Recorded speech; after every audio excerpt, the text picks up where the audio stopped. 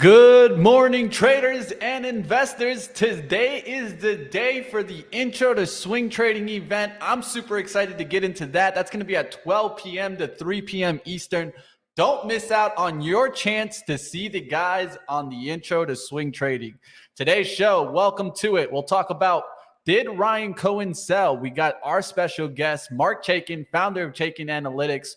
We'll talk, of course, about Cisco Systems earnings. We'll get into Kohl's, BJ knocking it out the park, Canadian Solar.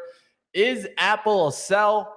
We saw a lot of talk on Fast Money about that. We'll take a look at 8:30 when the initial jobless claims estimates hit, and also Philadelphia Fed Manufacturing Index. And we'll take a peek at Estee Lauder and maybe get into Bed Bath & Body Works. We'll take a look. A lot of earnings out there. Memes moving, futures up a little bit. We'll see if we can stay up today. Welcome to Pre-Market Prep. Let's dive on into today's show.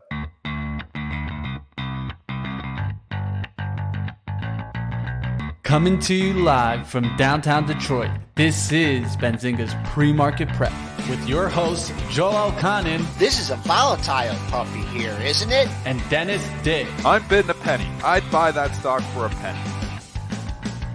With everything you need to start your trading day.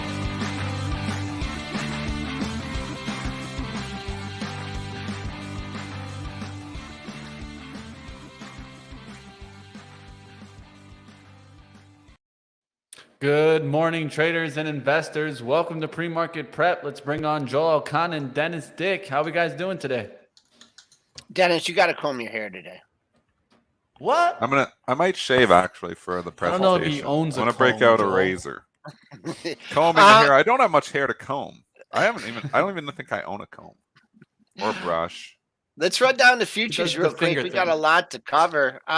We're in the green by 11 handles at 87.75, just climbing the wall of worry. Crude working off that double bottom in the 85 handle. We're up 74 cents at 88.85. Gold in the green by 7.90 at 17.84.60. Silver trying to get back above 20, up 12 cents at 19.86. Bitcoin futures hanging out in the 23,000 handle, up 315 at 23,545. Ethereum's going the same way, up $25 at 1863.50. Triple D, I mean, we can't go down. The market won't go down yet. What are we going to do? I would say I completely disagree with that. You might see the S&P holding up well, but we had a rough day yesterday on a lot of stocks, and you could say maybe that was led by Bed Bath & Beyond and some of the meme stocks that came obviously off their highs significantly, but there's a lot of little stuff that's not looking great. Look at Square, SQ, $80. Look at ARK yesterday. ARKK. That's the one that I'd point to. Look at a big difference between the S&P, which was held up by oil and value stocks. Look at ARKK, what it was doing yesterday. Big reason why I was long in SARK yesterday. SARK long, ARK short. Sarkin. I mean, that's a breakdown, closing near the lows, bouncing a little bit here this morning. Everything is, but honestly, I don't think that was a great day for a lot of growthy names, and those are the names that have been leading us for a while. So again, we're going to talk about this, in my webinar today, following the leader.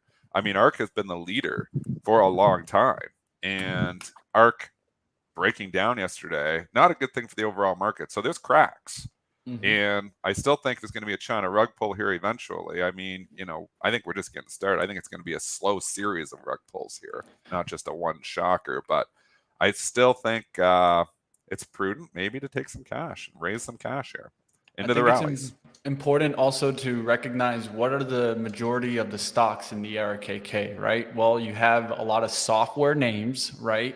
And then you also have a lot of biotechs, and that's also an area that I've been seeing turn back towards the downside. So two areas that are turning down and away. So whether it be into software or into biotechs, if I continue to see those weak, I'll expect to see ARKK down. I just think there's just so much unknown here, and I still think we're not out of the woods. Again, as much as I was, bullish because, I like the turns and, a month and a half ago I was buying stocks. I mean, we've just come too far too fast. And we can go on this and then we'll go into the earnings in a second. But, to Carter Worth's point on fast money last night, I completely agree with that. He's talking about Apple and he said, sell it all now. And all four panelists agree. Now, there's always a concern when everybody's starting to get bearish that, the run continues. But, I mean, this has been an incredible run for Apple. It's approaching its all-time high. I'm long Apple still. Obviously, I put a hedge on. I'm not sure what I'm doing with the hedge. I still have a hedge on, so I'm net neutral right now because I've hedged it.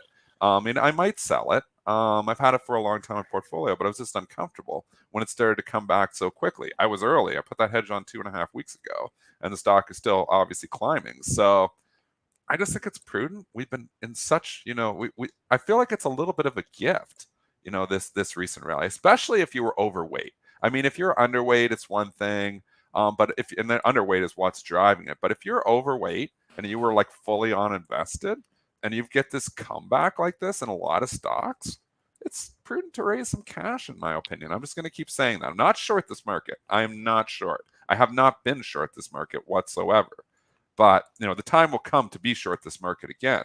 But the time has left to be fully invested here again because, what are we doing? We're buying dips and selling rips. We had a huge, ridiculous dip May, June. Stocks way oversold, to your point. They're overbought now. And I just see so much uncertainty here, potential uncertainty still coming from China, from, obviously inflationary pressures, which, even though, we got to 8.5%, it's still 8.5%. I just don't see this environment where we're going back to all-time highs. But I could be wrong, and that's There's why in I still between keep some that. stocks. I mean, I'm not in the all-time high camp either. And I mean, this has been a big run in Apple. I mean, they all four can come out and agree and say what they want and say, yeah, just sell here immediately. But I mean, I just like the market, I try and look at it objectively here, and I don't have a sell point. I don't have a double top. I don't have a consolidation. I You don't. don't have a shorting point, Joel. All right, good point. Good point. But if you're fully invested, I'm talking to the people who are like 100% or invested on margin, and you were just puking your guts out in June. You couldn't take it, but maybe you held on. Now is the time to lighten up. So I am not, again, I'm going to reiterate, I am not short this market. There hasn't been a short signal, to Joel's point. It hasn't been as a signal to say, okay, now is the time to short stocks. But what do you want from the long side? I mean, these moves are nothing short of incredible. Bring up Carvana, CVNA, $20 to where to get to? $58 in 4 weeks. In 4 weeks, that stock almost tripled in price. I mean, you got to stop thinking about, it's 300, it's going back 300, because it's not. This is big moves. This was big moves. It's like, the Square or the Upstart trade that I had. I made 16% that one day. I mean, you've got to take some of those, sometimes even as an investor, you still have to be a trader too. And when you get gifts of 30, 40, 50% in 2-3 weeks, you got to take those gifts. That's just my opinion. I just don't think we're in this 2020 where they're going to go up 100, 200, 500%. You're like, why did I sell for a 50% gain when I could have got a 500% gain? Mitch, you're quiet in the background. What are your thoughts? I agree. I mean, I'll point out a stock that's made a run like that too, that I feel like eventually it comes back down also. DraftKings, right? 50-something%. And I don't think this is moving because anything really changed in the business.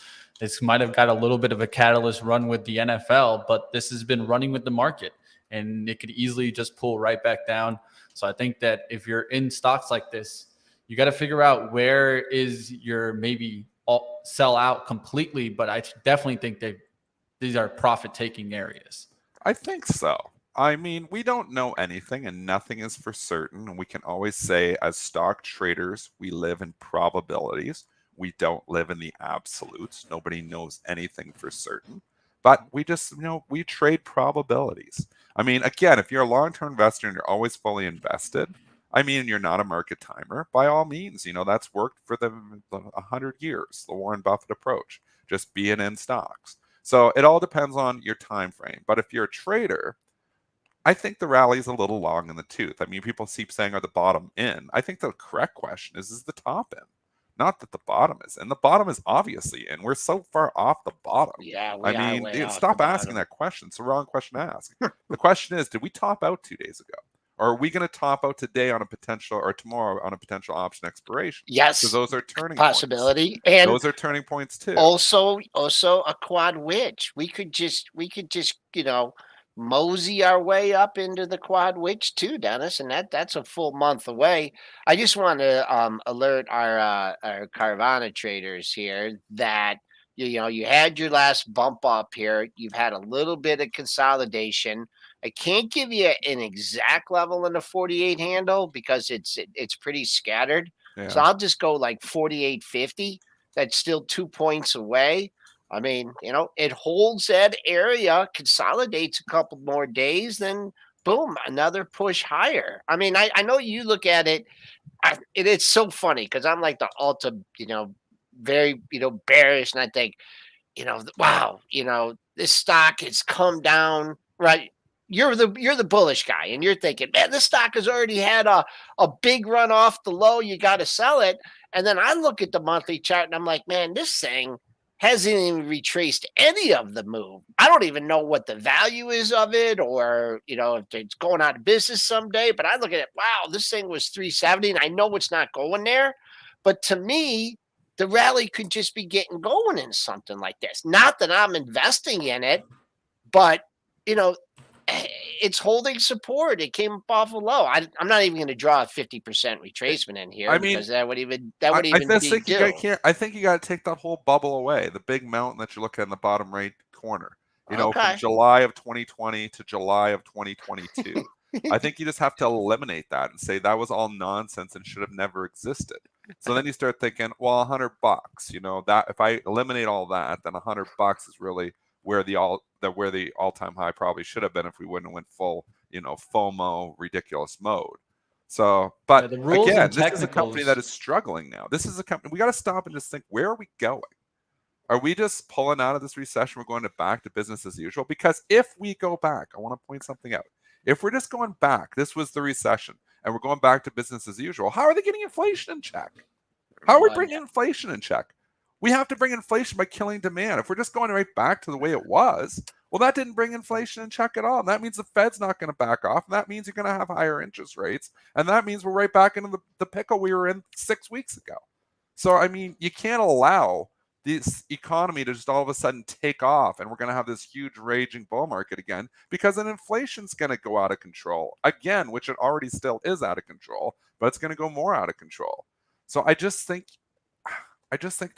you're fighting the Fed. It's so much different. People go back to 2018 or 2019 or 2016 or 2015, say, well, we've had bear markets before and they only last this long. The difference is the Fed was on our side. We have not had the Fed against this market in the better part of 20 years. That's not a joke. In the better part of 20 years, the Fed has been working with this market, lowering interest rates from the 80s, when we were 18, 20% down to nothingness on interest rates. Well, now they're starting to come back up a little bit, starting to correct a little bit. We're fighting the Fed this time. And the market having this awesome move, back to the 50% retracement. These are all just technical sell spot. You say you don't have a technical sell spot, Joel. I mean, there's a 50% retracement right there on the S&P. Yeah, we're slightly through it. But, if you think like we're V-bottoming and the Fed's just going to back off and, yep, we're all good, 8.5%, we'll live with that. 8.5%, which is really 15. What if we just 16. muddle along? What if like inflation just starts to come down a little bit and we stay out of a recession? I've never gone into the full blown recession depression camp, and I've never gone into full blasting back to new all time high camp. Not one person on this show besides you has mentioned a depression. Not one person. Okay, I'm sorry. You're putting those words in our mouth. All you right, said it multiple times. Just because we're bearish doesn't mean we're going into a depression. There's a big difference there. A little different. All right, I won't say a big difference. We're not. I won't say depression anymore. I won't say depression anymore. Unless we're going nuclear war. I don't see a depression here either. I mean, that's not off the table. We know that's not off the table, but we're not even going to talk about that can of worms. I'm just talking about the can of worms we're dealing with. Like Laura's saying, inflation's not out of control. Well, it definitely is out. It's not out of control compared to like, some smaller countries where, they can't even keep the currency in check. But we're when we're cooking, over 8.5 on the CPI data and cooking 15 to 16 in real like food, food costs going up 15, 16%. That's inflation out of control. 2% is the Fed's target. So we got to look at it from the Fed's eyes. They want inflation 2%. We're at 8%. We're out of control. That's out of control compared to the Fed. And it's all about the Fed, people. It's not about anything else. It's still about the Fed because the Fed is what caused this huge bubble in the first place. The Fed is what, the printing press is what's caused stocks to go, and trade the way they are. So I just look at it as an investor now and say, why do I want to be fully invested in a market that, has a lot of, potential concerns? I mean, maybe if you've got a 25-year time horizon, but stocks aren't cheap. And I've learned the hard way that when you're paying 30, 40, 50 times earnings for stocks or 100 times earnings are ridiculous to 2021 levels where they're paying, 30 times sales and stuff. I learned the hard way by buying like Cisco back in like 1999 and 2000 and buying these stocks and watching these stocks. And people think, oh, they always come back. Intel has never, ever hit its all-time high again. 2020, the all-time high for Intel, we're 22 years later, it never got back there. Cisco, which we'll talk about in a second, CSCO. We got to bring Marc in. Has never come back. Let's bring Marc into this conversation on the fly, Mitch, because this is a good conversation. Let's get Marc's thoughts here as well. All right, let's go ahead. Let's bring on, you guys know him, Marc Chaikin, founder of Chaikin Analytics. Welcome back on, Marc. Hello. Good morning. It's a hot conversation. Welcome to the new bull market. Are we full on bull here? There you go, Marc, coming in. Marc says no. Bring us the voice of reason here. Well, put us in the middle. In the middle. Go in the middle. I'm pretty much in the middle. I like the conversation you were just having. The technicals are impressive. 50% retracement. We haven't gotten above the 200-day, so that's your resistance level, Joel. But the breadth numbers are fabulous. The summation index went above 800. That was my minimum to say that the rally is real. I think the big unknown, and in the stock market, it's always what you don't know that bites you. So we know there's a mild recession, even though the economic team at the White House refuses to admit it. We know that the Fed is going to raise rates. They just told us yesterday in the minutes. And we know that inflation is not going away because of food and embedded housing inflation, which just it has a lag effect of 9 to 18 months. So one of the banks came out yesterday and said, well, the imputed housing inflation will peak sometime in the second quarter of 2023. Well, that's a long way off. And there's a lot of interest rate hikes between now and then. So I think the big unknown is earnings. Does the consumer stop spending? Their credit card balances are at sky high levels right now. So maybe the consumer was liquid, but then why are they running up credit card balances? And one of the reasons is that this is disproportionately affecting the lower end of the economic chain because it's food, gas, and housing prices that are putting the bite on the average construction worker who drives 100 miles to get to a job site and so forth. The jobs are there. And then you have wage inflation, which isn't going away. So if you add those four pieces up, and I think you got built-in inflation for a good 12 months, and the Fed said, we're going to raise rates until we make a dent. It hasn't made a dent. So if we are in a mild recession right now, and I think putting a label on it is, like putting lipstick on a pig, not really all that meaningful. How much worse will it get?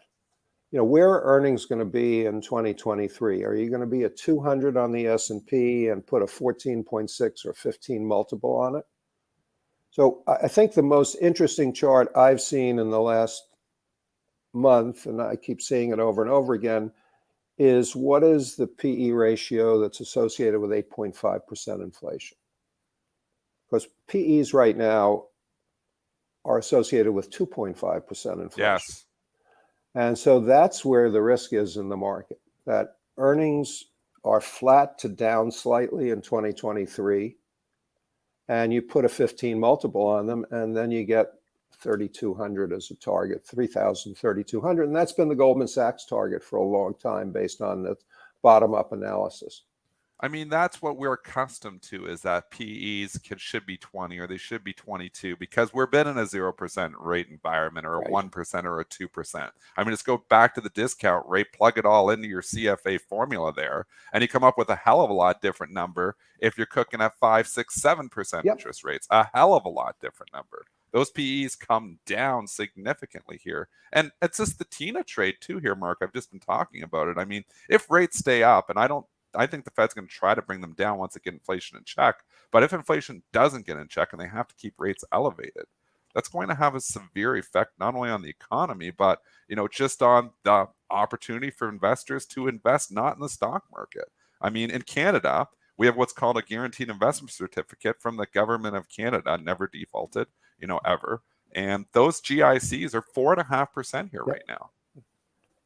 That's pretty compelling when you have earnings risk in equities. Yeah.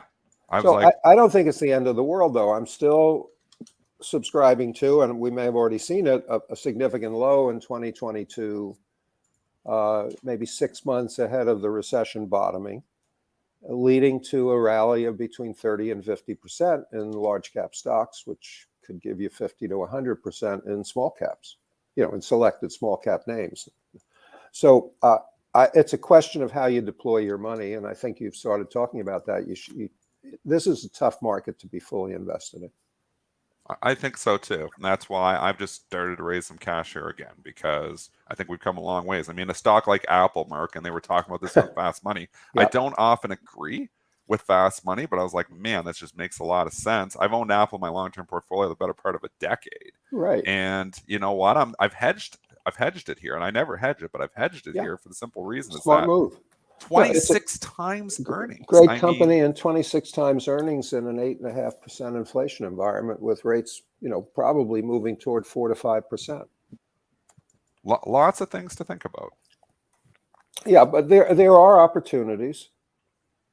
Question is when you deploy your money, but we talked about a couple of names 2 weeks ago. One of them was Doximity, had a big run up, and then it's been choppy ever since. But mentioned the gas stocks, and EQT rallied up to a double top around the 50 level 2 days ago.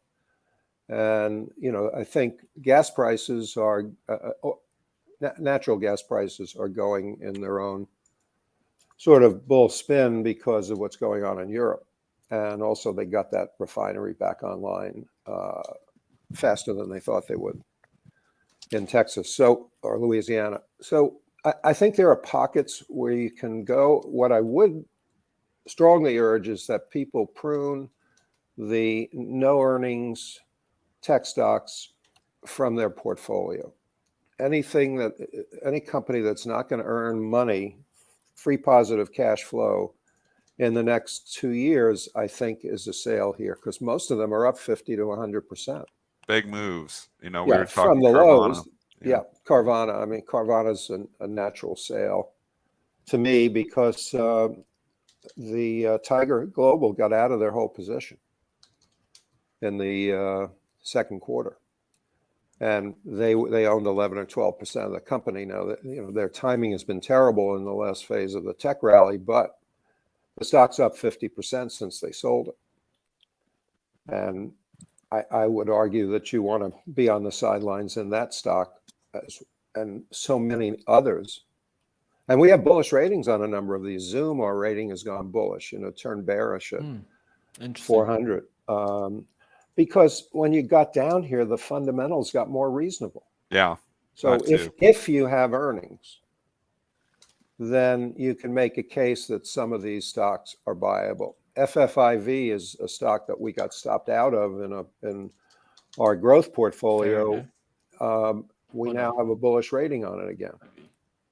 So a really super fine tech stock and nice base. So what you do see is nice bases. And the encouraging thing for me is that when we pull back, whether it's 3%, 5%, or test the lows at 3,600, you've got nice bases to support and give buyers the comfort to come in. I mean, we do know that smart money has been buying. There's a lot of, I wish someone would do the definitive on the positions of traders in the futures markets, because some people say that the hedgers are at record short levels. Then there are other studies that show that they're net long 40,000 contracts, which is a record number, which is a different segment of it. So the speculators, I think. So smart money has been buying this move. They were underinvested. They're on the sidelines. They're not as much short covering as you would have thought would happen from the hedgies. But smart money's been buying. So the question is, when do they close? When do they sell? When do they sell? When do they close? You know what? Yeah. Some of them are When's longer the time profit framework taking coming people in? because you know a lot of long time framework money was on the sidelines. The one index I like, if you don't follow it, the NAME index, National Association of Active Investment Managers, has a percent invested number. I think it's weekly, and that gives you a pretty good read on what quote unquote smart money is doing. That was under 10%. They can get short, net short, because they are active managers, but that was under 10%. Now that's rising above 50%. So money is coming in. The question is, what trickles money out? Is it a string of earnings like Target and Kohl's that make people suspicious of the sustainability of the rally and the durability of the economy? It's going to be something like that. All right, I want to go into a different area here. I wanted to ask you about two different sectors here. One that I've been seeing strong, utilities, and then financial services getting a little bit off the ground lately. Any of these sectors you like, or the power gauge is pointing towards the upside in some of these names? The power gauge has been bullish on utilities for the last 3 months. They've got in the large cap utilities, we've got 18 stocks with bullish power gauge ratings out of 28 and no bearish names. I just haven't focused on them because they're defensive stocks with good yields, and that's just not my bag. You know, I'd rather sit in cash than focus on the defensive stocks. Although you can make the case that with the yields creeping up to respectable levels above 3% in many of these stocks, that it's certainly a place to park money, but historically that hasn't been a particularly good growth investment. Financial services is a different area, and different segments are benefiting from the rising interest rates. So there it's a mixed bag. We've got 14 stocks with bullish power gauge ratings out of roughly 63 in the XLF, and a 12 with bearish. So 14 bullish, 12 bearish. And it's a mixed bag. You've got JP Morgan and Bank of America with bad numbers, bad ratings, which suggests a recession is going to get worse. On the other hand, you have the insurance companies who tend to do better in this rising interest rate environment, and they're reflected in bullish ratings for things like Aflac, MetLife, Progressive, Travelers, W.R. Berkey. So they all have bullish ratings. Where you're not seeing the bullish ratings are in the regional banks, where you're more reflective of the economy, and in the major banks and investment banks like Morgan Stanley and Goldman Sachs. You have nice rallies in these stocks. Goldman's still down from 420 to 350, which is a nice rebound from the 280 level, but the rating is not bullish. So I think it's caveat emptor on the financials, unless you're going into the insurance stocks where you get a good yield and good fundamentals based on the interest rate spread improving for them. Marc, help me out here with, I guess it's kind of getting old in the tooth with reopening stocks.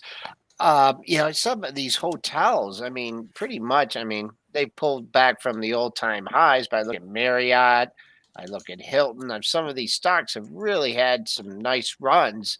But just like the airlines and the cruise lines, I mean, they just seem.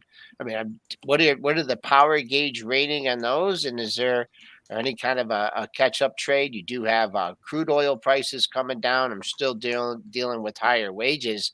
Is this perhaps an area that may play catch up? I don't think so, Joel. You've got Carnival with a bearish rating for the last year. You've got the airlines, the major airlines with bearish ratings. They've got problems. They've got personnel problems, as you alluded to. It's not just rising wages, it's unavailability. They can't get the people to unload the planes. So American is canceling 41,000 flights in November, 62,000 flights. I think this is a tough place to make money. And okay. And by the way, we know 3 sets of friends and relatives who've taken cruises and come back with COVID. So COVID on a cruise ship, a cruise ship is like a petri dish, and that's got to hurt demand. But obviously, people are going because we know people have come back with COVID. So anecdotally, a cruise ship is not a fun place to be. I think you make your money where we've focused on. Biotech still looks attractive to me. Some of the major pharmaceuticals, and these are really defensive plays. The utilities, if you want yield, and the staples, consumer staples, the food stocks, beverage stocks. It's not exciting. You've gotten your excitement in these 50% rallies in Carvana and Zoom and so forth. We do see semiconductors starting to come to life. And that was helped a bit by Apple saying to their suppliers, we're going to go full tilt here in the first quarter of 2023. So that affects Cirrus Logic and Skyworks, 2 old favorites of mine, which are trading pretty well. Cirrus better than Skyworks, but they're 80% dependent on Apple. So you have to have a positive view on what Apple's going to be doing in the manufacturing space in 2023. But there could be opportunity in stocks like that. All right, we're going to go ahead and wrap up here. Thank you for joining us. Like always, Marc Chaikin, founder of Chaikin Analytics. Appreciate you coming on like always, Marc, and we'll have you back on. I appreciate it. I don't think I stirred up any dust today, which either means that we're all in agreement and likely to be wrong. What do you mean stir up dust, Marc? Well, normally we have some, conflict. Cut back and forth. Right? Yeah, a little bit of a tug of war. But yeah, we're kind of on the same side. That kind of scares me, Marc. I know. What do they say? When you have 3 people in a room and they all agree with each other, then you've got one person too many. So. Yeah, we're all economists too, right? Well, I don't put myself in the economist camp because I took it pass fail. I passed barely. But thanks, Marc. Yep. Be well. Thank you. Have a great one, Marc. Thanks, Marc. All right, guys, we did get some numbers while we were in that interview. Just want to give you guys those numbers there. Philadelphia Fed Manufacturing Index at 6.2 versus a expected decline of 5. And so definitely better than expected there. Initial jobless claims at 250,000 versus 265,000 estimate. All doing not bad there. How's the market react to it, Joel? We're just chopping around here. We took a little hit. We got up to 42.92.75. I mean, if you talk about areas of just no levels, I'm going to talk about this on the event of like how I derive my levels. I mean, there's just not much in here. I mean, you have, it's just chopping around, and I'm just looking at this S&P chart here, and I'm just wondering, you had this long consolidation here before the June expiration, and then we tanked, right? Then we had that temporary pause here, same day, same 8-day consolidation here, and we broke out to the upside. And I'm just wondering if we're just going to settle in here. This is what I'm hoping for, because I'm not going to be here next week. I'm just hoping we get 5 more days of this, this consolidation, do the rollover in the S&Ps, and then, see if they just are going to ramp this thing up into the expiration and never look back, or we're going to have the June swoon again, similar. So, we're looking for it to go up. We're looking for it to go down. Maybe it's just going to, what I'm hoping for from the bullish standpoint is just to hang in here, consolidate and not break down. Of course, macro events or something like that could take us down, but that's kind of way I'm feeling right now. Just consolidation and then get ready for the next move. Well, let's get It's a into tough market to call here. Like, obviously, I Yeah. feel like we've gone a long ways, but where does the, when is the show over? When does the circus leave town? I mean, it started leaving town a little bit in some of the growth stocks yesterday, but we still haven't seen this major breakdown, to Joel's point, in the S&P. I think it's coming. I don't know where, but I thought it's coming for a week, and it still hasn't came. So, or 2 weeks even. I'm probably going on Yeah. right now. So, I'm Yeah. bearish When here did 100 handles ago, 100 SP handles ago, and it's still going up. So I'm just, again, I'm up to 48. Somebody asked me, I'm up to 48% cash in long-term portfolio again. Or 6 weeks ago, I got down to, I think, 29. So I never went full in on this market, but I put a lot of work. And we know in the fall, I was sitting up around 52. So I went from 52 down June, July, started buying stocks where I put risk on. I bought Square, and we talked about these, more AMD, more Disney, a bunch of other stocks. I bought some IWM too. And then I ended up raising myself up to where I was only 29% cash. I back up. I've sold most of that stuff, just because it's had good runs. I mean, some of these moves have been really good. So am I going to miss the next move? I might. It might continue to go higher, but I think there's just too much risk. I'm a risk reward man. I'm a risk manager. I'm analyzing here. I just think there's too much risk now for me to go all in. All right, let's go ahead. Let's get into some micro action, and we'll definitely keep watching the overall market, see what happens there. Now, the question that I think a lot of the memesters are asking, did Ryan Cohen sell? That is the question on out there.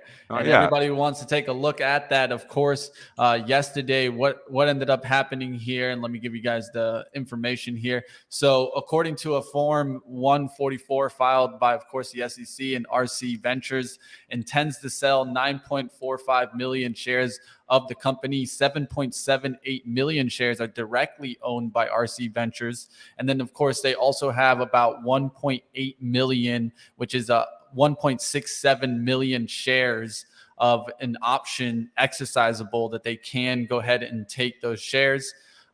Just to kind of give a little more background of Bed Bath & Beyond, they roughly reported 108 million in cash equivalents in the first fiscal quarter, down from 1.1 billion a year prior. So net losses swelling up to 358 million from a loss of 51 million the same period in 2021.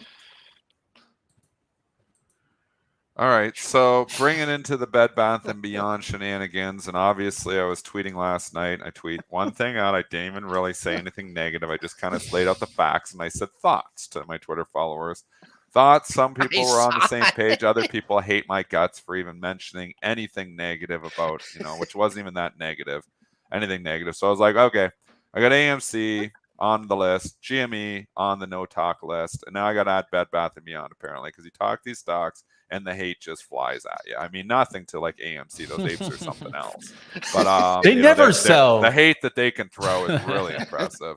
GME, obviously, we know I've talked that in the past and got a lot of hate too. I got some hate. It wasn't like an AMC, but I got some hate last night for sure. So contemplating adding it on the list.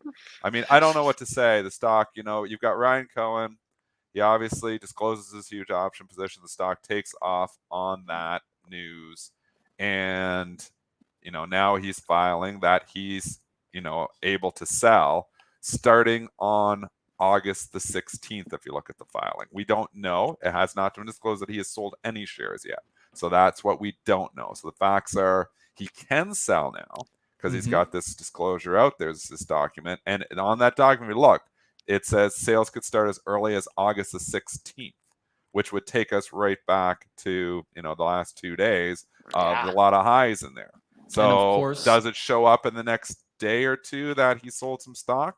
It might, but we don't know anything for certain at this point in time. Obviously, the sell-off in Bed Bath & Beyond today is speculation that Ryan Cohen may potentially sell and maybe has already sold. We do not know the answer to that question. There has not been an official filing where he has sold stock yet. And of course, the Form 144 there is also due to the fact that if you own 10% or greater of the company, you have to file the form giving you the right to sell within the next 90 days. And so if you can go below that 10%, then he gets a little bit more of room into where he can sell. So something to keep in mind. Will he sell the whole 10%? Will he just sell some to get underneath that 10% mark? Something that we'll all keep watch. I think this is a big area where you're just seeing confirmation bias, right? I mean, everyone's thinking that Ryan Cohen is being the best guy here, supporting the apes, trying to be the best to retail investors. But I think it's kind of the opposite. I think this is really his way of making his money. And I don't know what he's saying behind closed doors, but I really don't think he's in the camp where he's supportive of kind of this cult environment. I think he just enjoys it that he has such a following behind him. But make some money. Yeah, he's making he's making some, he's up some serious coin on, well, I don't know overall because he started buying it so early, so we don't even know if he's really up. But when again at $25-$30 yesterday, he's probably up in that. So especially considering the call options, we don't know where he bought that. At least I don't know. I don't have that information in front of me. Maybe we can go look at filings and figure out where he's long from. But it's too much work for me to care. Just know the facts. It popped on. People are saying, "Oh, it's just popping because it was short squeeze. It was nothing to do with Ryan Cohen." I mean, come on. The options, the disclosure happened and the stock popped, 90% that day. I mean, it's not a coincidence. It popped because of obviously those disclosures that he had a huge option position that we didn't know about.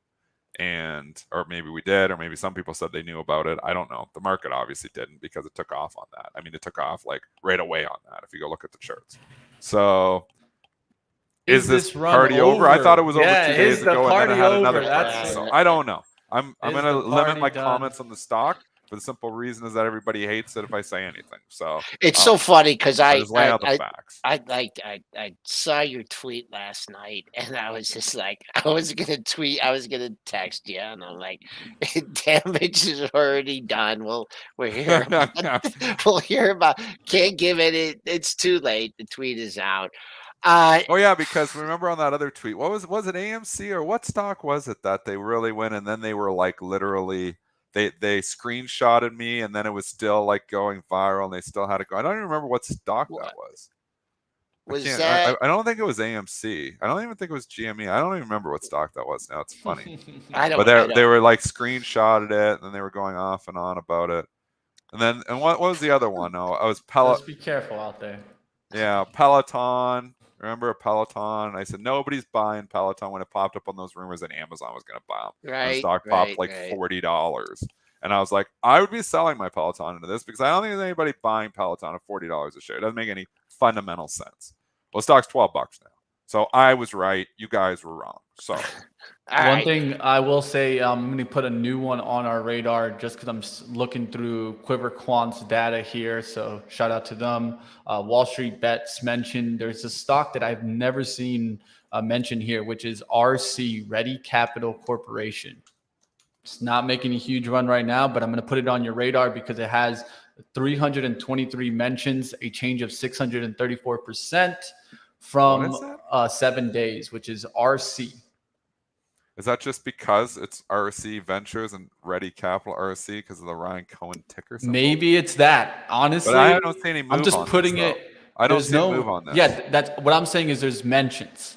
Oh, and so I put it mentions. Should just put it on our radar. It's not moving right now. If that's your investment style, if that's what if that's how you do things, then go ahead. Pay attention to stuff like that. It's just on days like that. I mean, if Ryan Cohen does sell all his stake, over the last couple days, I mean, where's the stock going to go? I mean, I don't know why you would want to have any financial exposure to something they don't believe he's going to sell. They believe this filing was just put out so he can sell, but he's not going to sell. I want to hear. They believe he's going to turn around the company. I want to hear about their online sales. I want to hear about them closing stores. I want to hear a viable plan for the company. Well, they did put something out last night here, Joel. Okay. Actually, interesting enough, you mentioned that. Bed Bath & Beyond released a statement last night at 6:34.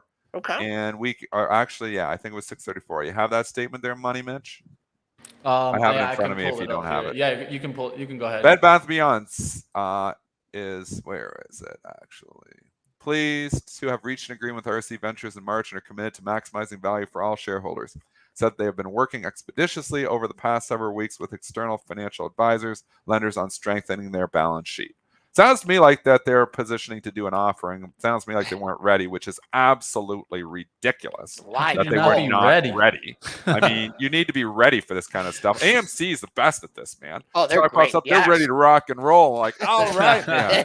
Like, This Who is runs how you save AMC? your Have company. this one They're giving their ready. life- Kramer's right. They were giving them a lifeline.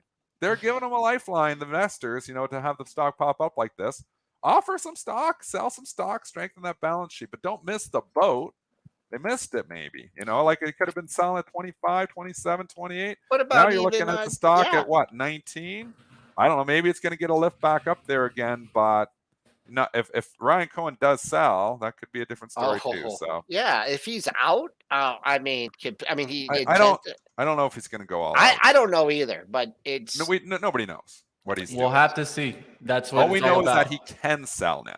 Does he That's go on all media we at know. all? He's got to. Does he go on CNBC? He's probably impossible to get on, right? Yeah, we tried. Cohen? It's Yeah. difficult. Let's go ahead. Let's get towards our earnings stocks. I know that we need to get into them, but before we get away from the show here, let's talk about Cisco Systems. They came in after the bell here. Let's take a look. EPS at 83 cents, beating the 82-cent estimate. Sales at 13.10 billion, beating the 12.73 billion estimate. And looks like Cisco got some raises today. They did increase their guidance there on their EPS towards a high of 84 cents. EPS was already at the 84-cent estimate there. Where you see the increase really is the estimate for the full year 23 adjusted at $3.49 on the low end, high side $3.56 versus the $3.35 expected. Credit Suisse maintained outperform on Cisco, raised price target to 65. Barclays maintained overweight on Cisco, raising price target to 56. Got a big old pop. Wow. This thing got to 49.86 and backed off to 48.50. So I'm seeing some intraday support here at 48.50. Use that 50. There's got to be a few orders here. Here's the bar that you're going to be dealing with. And I believe this was from the last earnings report. You're filling the gap at 48.21. You're filling that nicely. And the high that day was 50.47. I'm not going to quite put this in the Walmart target chart category. But what I'll say is like these stocks that have been popping after the earnings, they kind of been still going. Disney, of course, it's backed off a little bit with the Gap and Go. Walmart, same kind of thing. So, that better hold 138. So I'm not fading it, but that pre-market high would be a nice target. What was pre-market high?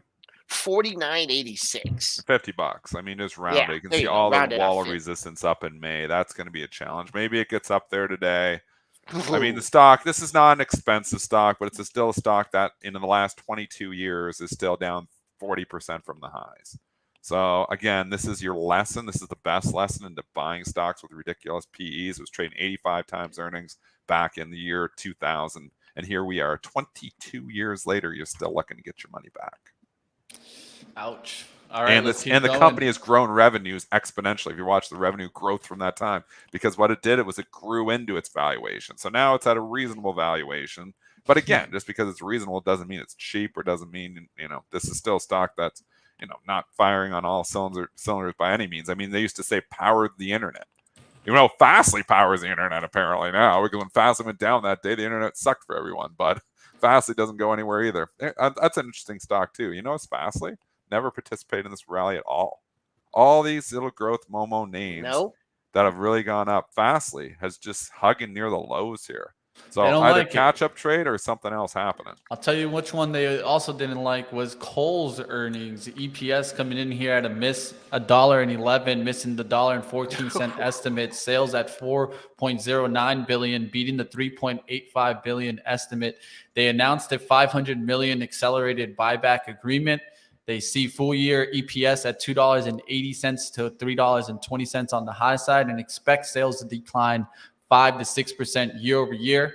Of course, they're cutting their guidance due to increased promotional activity and higher cost. I'll say this right off the bat. I've never shopped at Kohl's without a coupon. So it's one of those stocks that got off a coupon. Yeah, if you don't have a coupon and you're buying there, I don't know what you're doing. You're doing it wrong, like my man Dennis would say. You're doing it wrong there. I have this small position where I've been burned in this thing. I actually thought about selling it the last few days and just eating the loss. Obviously, I was in it. I thought it might get taken over, and that's a lesson for you in itself. Don't trade these stocks and on the potential takeover. So I have a half-size position still in Kohl's.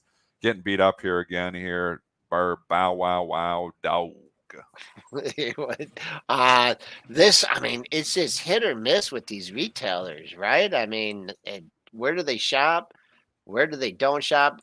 Big on coupons there. Let's see what we got. If you thought that this was an opportunity here, you missed the bottom at what was that, 26? Make it easy for me. Yeah, just over 36, right? So 10-point move, this $31 area. I'd say if the big boys, if this is a buy the dip opportunity, you're not going to sneak under 30 like you did in the pre-market. The big boys are going to step up here between 30 and 31 and do a turnaround. I can't short it in the hole. I've just been looking at support, looking at the 50% retracement off a nice move. The numbers, the fundamentals, well, you wouldn't be buying it. All right, let's go towards the one that I feel, hindsight 2020, I should have jumped into it. The BJ here, Wholesale Club, EPS coming in here at $1.06, beating the 78-cent estimate. Sales at 5.10 billion, beating the 4.61 billion estimate. BJ's Wholesales raised their full year 2022 EPS guidance from an estimate of $3.25 to now on the low end, $3.50, on the high end, $3.60.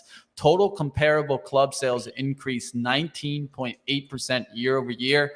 And I feel that Walmart gave me some good insight in their earnings report with the mentions of all-time high in their wholesale Sam's retailer, right? And so I think that right there should have gave us a little bit of sign into BJ. I pointed to it when we went over the Walmart report. Did I expect it this good? No. So good numbers here for BJ. Good call, Mitch. I mean, it would have been a good trade, obviously, as well, to be long. And is this an all-time high? Just about. I was just going to mention there's not a lot of stocks making a new all-time high. Stock is like right there. All-time high territory. Yep, That's 7409. That's 7409.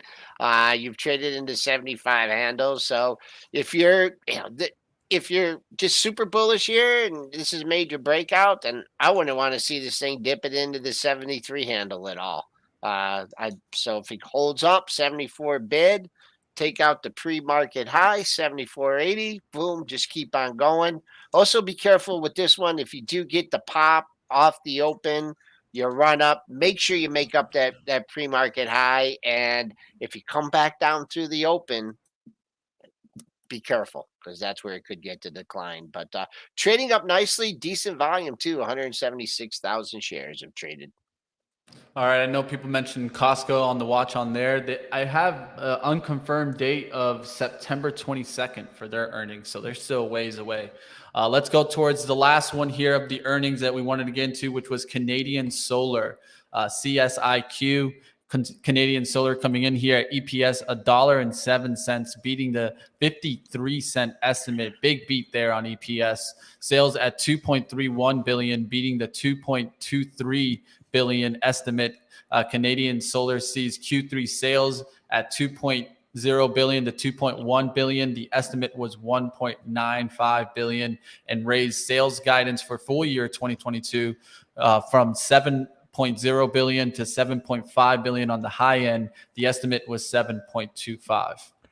I took this one through the report. Main simple reason is that I was comfortable taking it through the report because I bought it to take it through the report. I don't often do that, but for solar, ENPH, we know SEDG was one of the laggards, but and it sold off on its report. But I think it's because ENPH set the bar too high. But there was so many good solar reports, and I was like, they kind of have forgotten about it. So I kind of felt like, and it had pulled back yesterday ahead of the report. So I took it through the report, and I've already sold it. I sold it as soon as it popped up. I sold right here at 41.65, I think. Good for you. So taking a shot, not a huge position. This isn't like, it's a little bit of speculative. Like when you're taking something through a report, obviously it's huge speculation, but I thought they'd beat, and they did. So I got rewarded for it. 41, you popped into you got great confluence here. You got the pop up to 42.45. You got your daily high here at 42.49. If you're looking for more, you're just going to catch a bid here. You're going to blow through that 42.50 and just keep on going. Looks like you have some room on the monthlies too. Next monthly high 43.14 if you're looking for another target on the upside, and if they come to take this thing out and whoop it, top of yesterday's range is 39.84, but if I was playing it from the short side, I'd be out there at 40, just in case they nick it and try and fill the gap. But as of right now, it looks like a good day for CSIQ. First Solar, that's still ripping, right? That's getting a lift off this, even though they had their earnings. We'll keep an eye on 121.91 if you're trading First Solar. And in order to improve on the high close of the move, give me a better close than 118.22. All right. Now, I do want to take a second here as we start wrapping on up to get you guys your last chance, the last chance that you guys have to join, of course, the intro to swing trading event from PreMarket Prep. Don't miss it, guys. You guys, just a couple more hours until we get to the swing trading event hosted by none other than Spencer Israel. I know you guys miss Spencer, and it might just be value enough just to go see Spencer, right? So go check that out. Of course, you got Joel Elconin, Dennis Dick, Rob Friesen. It's going to be a great one. We got a lot that they'll be talking about. Of course, we'll get into some easy to follow technicals with Joel. You'll talk about trading relationships with Triple D. Get into some seasonality and quantitative approach with none other than Rob Friesen. Some of the best out there in the business. I love the way that Rob approaches with seasonality and quantitative approach. You guys get the master right here, Dennis Dick, every day taking a look. You guys know he's a big arbitrage strategy guy, but also one of the major things that Dennis has even taught me more and more to pay attention to is relationships. So don't miss it. Be there, like my man Dennis Dick would say. And anything else you guys got to leave off? Yeah, I just want to add one thing, and this one's been structured a little bit differently, for some of Dennis's presentations. And I feel that we get all different kinds of investors that listen to this show, the thousands of people that listen to this show on all the podcasts and all the different networks. And I think that it could be overwhelming for some people. It depends on, where you're at in your investment, horizon and stuff. And so when you listen to the show, there would be like, wow, this is way over my head. But I think the way Dennis has structured his first presentation, it's kind of like a preview for next week's show. It's kind of the way he's setting up, the way he prepares himself. Of course, there's also macroeconomic factors and things that go on. But we just want to have people give a better understanding of the show and the message that we're trying to deliver. And if you guys, if we don't talk about meme stocks enough, or we talk down on meme stocks, we're just trying to relay the information that, we've used for years, and, always an evolving market. But that's why I feel the structure is a little bit different for this one. Dennis, you want to add anything? Yeah, I've set up. So I've obviously done all three. I've prepared them it's 90% new material. Obviously, some of the material overlaps with stuff you might hear on the show and that, but there's, a lot of new material in there. I made it time relevant here because I've obviously, talking about, catalysts. I'm talking about catalysts that are coming next week. I'm talking about, obviously how I trade breaking news, because this whole, world that, thinks, you can't trade breaking news. And I'm telling you, there's good alpha to extract from trading breaking news. I'm going to talk, obviously, my sympathy trading. I'm going to talk, different types of pairs trading, but I'm going to if you don't know what pairs trading is, we're going to go into the basics for 2-3 minutes, give you overview. I'm fairly quick at teaching the basics, it's charts and stuff, the basics are support, resistance, and trends. But then Joel's going to jump into, more details, looking for little details, in his own technical trading. He's going to be doing that segment with Spencer. I'm doing 3 segments total. I've got a 35-minute segment on event-driven trading, which is trading around catalysts and breaking news. And then I've got, I'm going to be doing a segment on relationship-based trading, but from a swing trading perspective. And I even added a whole thing on trading, these high short interest names or meme stocks as well. So I added that just because recently, and a lot of people are interested. So I added a whole, about a 7 or 8 minute segment just on that. There's this, people think I don't trade that stuff. I trade everything. It's not maybe my bread and butter, but I trade everything. I had some pretty good trades, trading some sympathy moves off of that Bed Bath & Beyond. And then we're going to jump, at the end, obviously into some Q&A as well. So it should be good. I mean, we're excited. I think it's going to be a really good experience. I think you're going to learn a lot. And, if you want to sign up, you can sign up right here. I can post the link in the chat as well, and we will tweet it again. Yeah, we're going to keep the registration open as late as possible, and you will get not 1 but 2 emails with the link. But we got when's the first? People are asking, when is the first? Because we haven't created. So the reason you haven't got a link yet is the link. It hasn't been created. The actual spot where the show where we're doing it.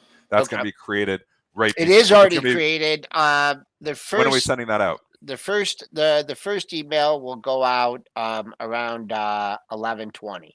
Okay, so 40 minutes. So watch your email. If you signed up, you will get an email 11:20. That will have the link to where the show is going to be. And then, and the reason, obviously, we don't, we discourage, obviously, sharing of it and stuff. So we wait till the very last second of the link. But anyway, so that's where it's going to be, is you're going to get that in your email 11:20.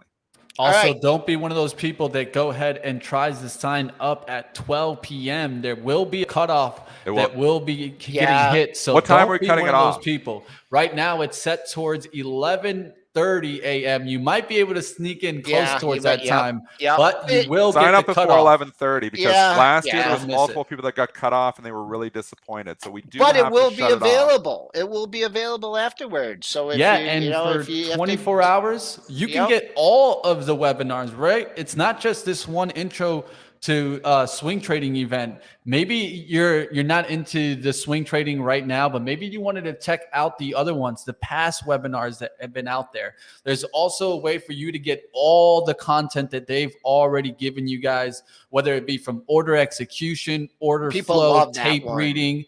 That was one that we literally made because of you guys out there giving us the feedback and telling us we need more on order flow, how to route our orders, where should we be looking, I'll let you finish up. Thanks, Mitch. Style. And of course, you also got the intro to professional trading. These are all great classes to get you guys started, especially you beginner traders out there. I think that you guys can get a vast amount of knowledge from this and get to your edge, which is always about getting to the system that works best for you. Learning strengths and weaknesses are what I think are important, whether that's learning from a strength like Dennis on relationships. That's going to get you to the next level.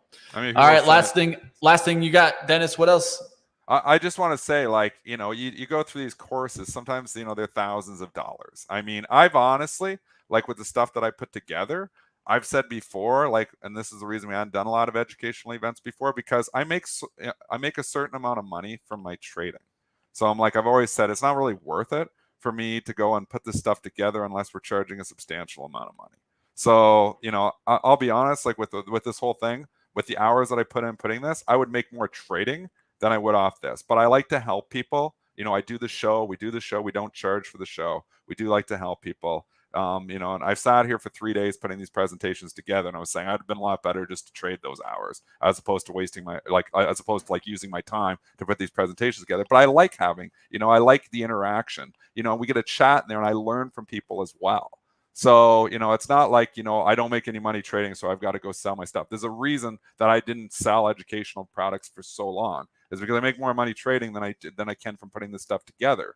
But I'm at a point in my career where I like to share my knowledge. I like to talk stocks, you know, and my wife, I drive her nuts if I'm talking to her. So I like to talk to you guys. So, I mean, you know, at $99, I'm like, if I was first starting to think about, you know, what you pay, people pay. I mean, I'll just tell you right now. I'm I'm working on my CMT, right? I just paid for my level 2 book. Just the book itself cost me $600.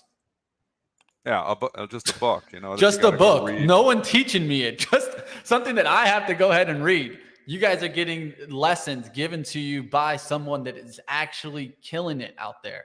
So come and join, guys. I think you guys will definitely get something. Appreciate you like always, Dennis. Go have a good day, and we'll see you a little bit later at 12 o'clock. Okay, thanks, Mitch.